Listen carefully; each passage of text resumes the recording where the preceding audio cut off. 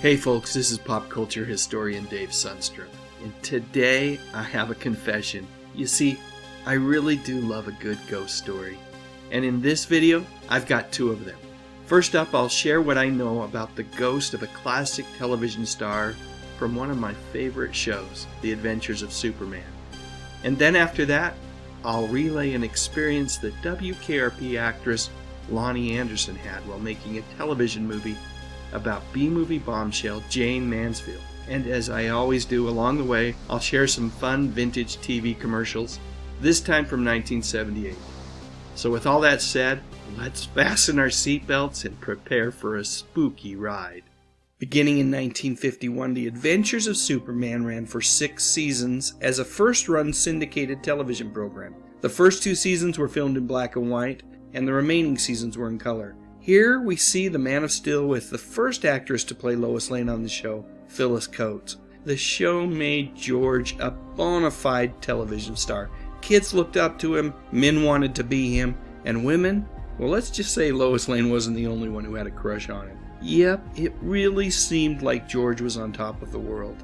However, on June 16, 1959, he was found dead in his Los Angeles home. I think there are lots of us fans out there who'd like to think that there was more to it than what the newspaper headlines were telling us. And maybe that's also why, not long after Reeves' death, reports started to surface suggesting that his spirit still lingered in the house where he died.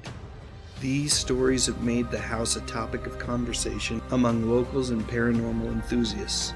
Lots of folks drive by hoping to catch a glimpse of something just a little bit out of the ordinary. However, most people come away from these expeditions a bit disappointed. Most of the time, the home just seems like any other, but that hasn't always been the case. Every now and again, Mr. Reeves' ghostly apparition has indeed sent more than just a few people running, or maybe better said, flying away from his home. And just like this episode of The Adventures of Superman, they truly do experience a night of terror.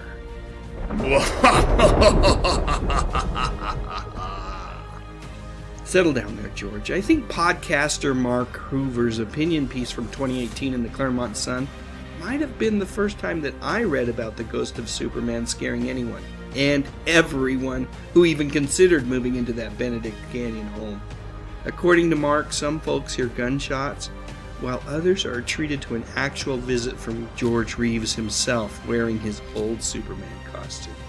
And then last year I stumbled across this article by Edward Anderson over on Medium, where he added to the conversation by saying that one couple actually reported that the ghost seemed to be in agony and asking them for help.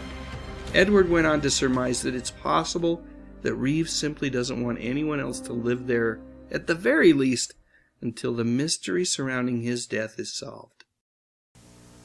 Hey, little lady, ever taste Cheetos brand cheese-flavored snacks? Bet they taste like magic jumping beans in your mouth. No, it tastes like cheese. Yeah, well, doesn't your first bite of Cheetos taste like crunchy bursts of orange firecrackers? Actually, it tastes like cheddar cheese. Well, how about golden butterflies shooting stars? Cheese. Whoa. When a snack has real cheddar cheese in it, why should you have to say more about it? There's only one word for Cheetos. Cheese. Would you say they taste like real cheddar cheese? Yes. Oh, I get it. Your biggest part of your wardrobe is your tan. Jack Cole goes undercover to get the bare facts on an X-rated movie racket. Dak Rambo stars in Sword of Justice tonight. In Search of the Money Pit Mystery, Monday night at 7:30. You're the one. You better watch your fries, or they may disappear before your very eyes. McDonald's world-famous fries are so delicious, nobody can resist them. So watch out. Keep your eyes on your fries, they're too hot to resist. Keep your eyes on your fries, because no fries taste like this at McDonald's. Keep your eyes on your fries. We do it all for you. We do it all for you. We do it all for you. I'd like to share a story that was told by Loni Anderson, the well-known television actress famous for her role in the classic CBS sitcom WKRP in Cincinnati. You see, in the early 80s, she recalls being visited by a ghost. Yep, and not just any old ordinary ghost. It was while WKRP was on break that Loni signed on to play the role of Jayne Mansfield, who is remembered for her iconic roles in Hollywood during the 50s and 60s. One of the really cool things was that many original locations, including Jayne's former home, were used for location shoots. One day, while taking a shower between takes, something inexplicable happened to Loni. She could feel the presence of someone else in the room with her. There was no doubt in her mind. She was being watched. She could feel someone's eyes all over her body. As Loni continued to feel this presence near her, it suddenly dawned on her who it was. To this day, Loni believes that she was visited by the ghost of Jayne Mansfield. By that time, Jayne had been dead for 13 years. Her death was the result of a tragic car accident. Jayne and 2 other adults in the front seat were instantly killed when her car slammed into the back of a semi-truck. The impact sheared off the top of the car, and to this day there are those that believe that Jayne and the other 2 victims were decapitated. Now, there are other stories out there as well. Something about a satanic curse. Truthfully, I'm not sure what to believe about all that stuff. I do know, however, that Loni truly believes that she was visited by Jayne that day. Do you doubt her? I really don't. The weird part of Loni's story for me isn't that she was visited by the ghost of Jayne Mansfield, but rather that the visit happened while Loni was taking a shower. Of course, Jayne always seemed to be something of an uninhibited soul, so maybe, just maybe, it isn't all that weird after all.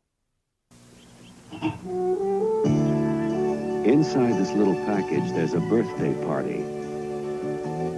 From the kid? And Grandma and Grandpa can go to it just by dropping an instant movie cassette into a player. Polavision, the new instant movies from Polaroid. Ready to play again and again. Whenever someone wants to feel close to you. You are a Jew, little girl. I'm a soldier of the Third Reich. Christy McNichol as a Jewish girl who defies her family and country for a fleeing Nazi POW. I love you, Anton. The only good one's a dead one, you know. An impossible love in a small Georgia town. Summer of My German Soldier. Monday. The first American people loved the land, and in some Americans today that spirit is reborn. But all around us are reminders of how far we still have to go, so get involved now. People start pollution, people can stop it. Let me just state for the record that I do believe in ghosts. I've never seen one, mind you, but that doesn't mean that I don't believe that we all have spirits, and when we die, some of those spirits, for whatever reason, well, they like to stick around. From an early age, I've also enjoyed movies with that general theme. I am a big Cary Grant fan, so it only makes sense that Topper would be a favorite of mine. Grant and co-star Constance Bennett played George and Marion Kirby, a fun-loving, happy-go-lucky couple who find themselves deceased after an unfortunate automobile accident. They discover that they aren't destined for heaven or hell, but forced to roam the earth as spirits until they do some sort of good deed. Unfortunately, or fortunately, their former friend, a stuffy feller by the name of Topper, is the recipient of their intended good deeds, and of course, mayhem and mirth are not all that far behind. Even more than Topper, I absolutely love Gene Tierney and Rex Harrison in The Ghost and Mrs. Muir. It's a story that holds up even today. The performances of Miss Tierney as a young widow named Lucy, and Mr. Harrison as the very crotchety and very dead sea captain that she falls in love with, are top-notch and timeless. This is a movie that I return to year after year. It's just that good. So anyway, you get my point. I like stories about ghosts.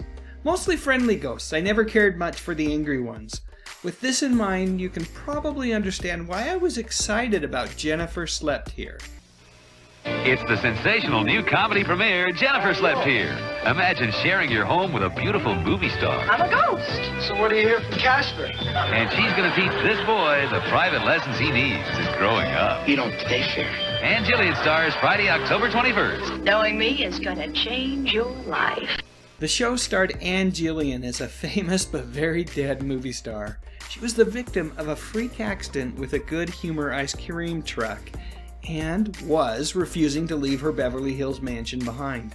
And then 14-year-old Joey and his family show up, and Jennifer realizes that she can do good deeds by helping out Joey and not ever have to leave her beloved home behind. I've got to admit, after perusing the fall preview edition of TV Guide, this was one of the shows that I was most excited about for the 1983 TV season. I will also admit that I was more than a little intrigued by the TV Guide promo ad for this show's premiere episode. Holy cow! This show looks more like some sort of teen coming-of-age comedy than anything else. Of course, this was the network doing what they do best, teasing the potential viewers with an outrageous advertisement that really doesn't have all that much to do with the actual program. And as you might guess, the thing I'm leading up to is the best thing about Jennifer Slept Here was Ann Jillian. Unfortunately, the sitcom itself seemed to be still kind of working through what it wanted to be. A lot of shows are like that during their first and sometimes even sophomore seasons. Unfortunately, despite some really good episodes, including one with the diminutive star from Poltergeist Zelda Rubinstein, the network execs swung their mighty cancellation axe, and after just one short season, 13 episodes in all I believe, Jennifer Slept Here was no more. At the time, I remember being extremely disappointed. How was I going to get my ghost fix? But then, through the magic of reruns, I was able to discover the television version of The Ghost and Mrs. Muir starring Hope Lang. The show ran for 2 seasons, first on NBC and then on ABC, and co-starred Edward Mulhare as Captain Daniel Gregg. The TV show was a little less romantic and played mostly for laughs, but it's good in its own right, and yes, that is Charles Nelson Riley there on the left. Thank you all for standing by through and through. It's the kind of strength that lifts the shadows too. And all I gotta say is thank you. Click on that thumbnail 'cause it's time to go. Dave's got the classics, let the memories flow. TV shows and movies that we all hold so dear. On his YouTube channel, he's keeping memories near. Dave Sundstrom, bringing back the good stuff, oh yeah.